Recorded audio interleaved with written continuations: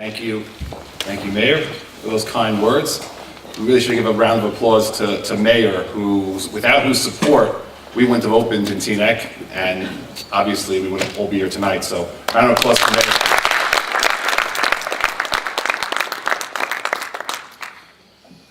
So I have some remarks prepared, but after hearing the program, as someone who has studied this for blended learning for the past two and a half years in incredible depth, I have to say I was sold all over again tonight.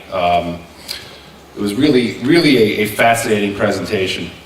What I'd like to do though is to talk a little bit about our experience, move this from the theoretical to the practical, because we're actually doing this year already with fantastic early results. It was only a year ago I stood in a room very much like this in a shul in Teaneck. It was an overflow crowd. We had to also get more chairs. And I spoke a little about the tuition crisis. I don't think I had to really sell anyone on it. If you don't know about the tuition crisis because you're not living it personally, you certainly have friends and family who are. But I also spoke about the fact that big changes were coming to education. You heard a lot about it tonight. We talk about a tuition crisis in the Jewish community. The truth of the matter is, it's not referred to as a tuition crisis, but there's a tuition crisis in America. Spending over the past 25 years has more than doubled in real terms, and educational outcomes are no better than they were a generation ago. Property taxes and other taxes to support education are unsustainable, just like our tuition structure is unsustainable. And there are headwinds in the public school area in the form of teacher unions that are very resistant to change. We have people, most of our people, they're not bad people, they have a vested interest in seeing the status quo stay. They don't want to see change, but change is certainly coming. And cutting edge innovators are utilizing this model very successfully all over the country. And despite what you've been told, I was told this for many years, there's no way to cut costs. It costs what it costs. And teachers are not overpaid, as you heard Mayor say. And in the traditional model, that's absolutely correct. The traditional model really can't be delivered that much cheaper, if cheaper at all. This model has the benefit of being both better and cheaper. Now, everyone in this audience has a huge advantage over the people in Bergen County a year ago. We showed a lot of the same stuff. We showed how it was being utilized all around the country very successfully. And we were extremely confident, Ian Fields was here today, myself, Rabbi Gralla, our principal, we were very confident we'd create an amazing program. Because we didn't think we were doing anything really new. It was new in the Jewish world, but it was being done very successfully all over the country. But there's a certain amount of uncertainty with new projects, and it hadn't been done in a Jewish day school before. Nevertheless, we had 100 families, I'm not rounding, exactly 100 families in our school, representing 116 children that signed up for our school and bought into this vision. Next year we hope to have over 200 children. Now I said you guys are pretty lucky because again, we're doing it. Not only are we doing it, we're collaborating with WTA to make sure that they learn from our mistakes. And you can come see it in action. I've walked into our school many times, unannounced, and I always see the same kinds of things. I walk into our first grade classroom, which is real. You saw some of the pictures tonight. It's not just a diagram. I walk into our first grade classroom and I see 5 or 6 kids sitting with the teacher in a very small group around one of those tables. I see another few kids sitting with the assistant teacher. I see other kids on the computer learning in a very interactive and engaging way. I see other kids collaborating on a group project, yet other kids are working independently. And when I come back to that classroom 45 minutes later, I see the same thing, except it's a different set of kids doing each of those activities. This model really does work, and I encourage people to come actually see it in action. I want to spend a couple of minutes on making sure I dispel some of the myths. You're going to hear from people who weren't here, maybe people who are here, and we made this mistake. We weren't clear enough on this a year ago. That all this is it's just a computer school.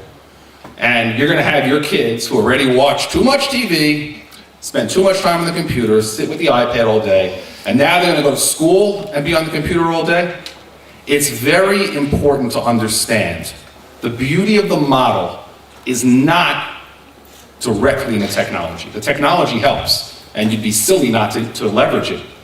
But the model is about differentiated learning. And in fact, in some areas, particularly in the Limudei Kodesh, where the tools online are not as developed, by the way, that's changing. Within a year or two, they're going to be fully developed. But in certain places they're not developed, we still teach very differently. You will still see our classroom looks very different than other classrooms. Conversely, by the way, just utilizing technology could be an extreme waste of money if you don't utilize it properly. I know many schools that want to impress parents, they put smart boards in every room. They still teach the exact same way. If that's all you do, then you wasted $3,000 on a fancy toy. It looks really cool, impresses parents, but doesn't improve educational outcomes. So very important. Understand this is the differentiated learning that really drives the model.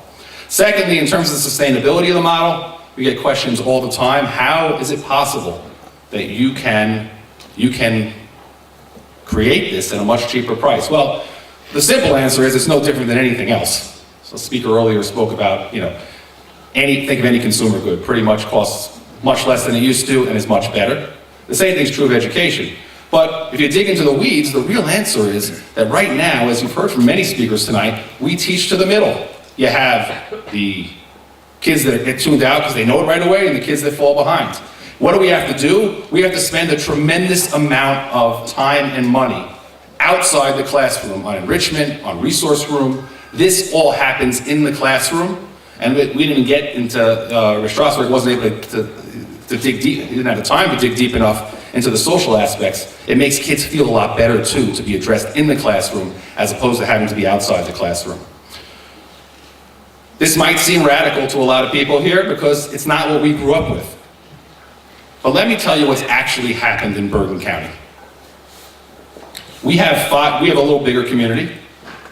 It's a little more concentrated from an area perspective also. We have 5 other schools, all excellent schools in the traditional model. They have over 3,000 kids in these schools. Every single one in the past year is now talking about how they're utilizing blended learning. One school even said they've been using it for the past 7 years. Funny, I had never heard about it before I did my own research. And every school has either kept tuition flat or even reduced tuition. Free markets are a great thing. This will succeed, and when it does, it will make all schools better. All schools will get better, and they'll find a way to do it at a more affordable price. And that's a very good thing. Finally, as Mayor alluded to, my goal was not just to start one school. I see this as the critical issue in the Jewish world, one that if we don't get right, we're literally not going to have future generations of committed Jews. So I was very interested in seeing a He'atid-like school happen in every community where there are Jews residing. And I'm even more confident that this school is going to succeed than I was about our school. And the reason is very simple. We're sharing best practices. We're advisors to the board. Jeff, who some of you may or may not know, is a product of this community, is on the board of both schools, right? Things weren't perfect for us. We made mistakes. We had learning things. You guys are going to benefit from that. And the bar is pretty high. If you speak to our parent body, I'm sure you guys, Jewish geography, I'm sure you can find people who go to our school. There's 100 parents out there. It's amazing to me, the level of satisfaction. I know we're only 2 or 3 months in, but I was on the executive board of another school for many, many years. And I'll tell you, it was a great school. It is a great school still. Parents were generally happy, but you can be sure that if a parent is 98% happy, all you hear about is the 2% that they're not happy about. The reaction for our parents has been nothing short of amazing. They don't call up and say, how come blah, blah, blah, blah, blah. But instead, they have a true partnership with the teacher. They understand, and by the way, we pay our teachers a little better than average also. And you have to. They actually work harder in this model. But it was amazing the quality of the teachers we got, as an aside. teachers that really want to be at the cutting edge. But they understand that teachers are working tirelessly to differentiate learning for their children. And this, I haven't spoken to every parent, but I've spoken to most. I've yet to find a parent that is not satisfied. And it's a pretty critical community that we live in. I'm sure it's not that different here. Almost every parent is re-registered, and which is amazing for itself at this time of the year. The few, we don't know of any, I can't say there won't be any, we don't know of any that are not returning because they're not satisfied. We have a couple returning, making aliyah, going somewhere else, logistical issues with kids in other schools. But the parents, they're really our best advocates, so I encourage you to speak to them as well. So just in concluding, as I see it, everyone in this room has a choice to make. You can sit on the side and wait as this is happening all around you, because it's going to be happening. It's happening in the broad world, and it's going to happen in the Jewish world. Or you can be at the forefront of it. I hope for the sake of your children and your pocketbooks, and both are important, that you choose the latter. As a businessman, looking at a better education at a far lower cost seems like a very easy decision to make. And I hope that our success at Ha'atid will give you the confidence. I've been so impressed with the leadership of this school, more so than the people I actually work with in many, many ways, that I'm very, very confident it's going to be a success. So thank you for listening, thank you for your time, and I'll also be around later to answer questions.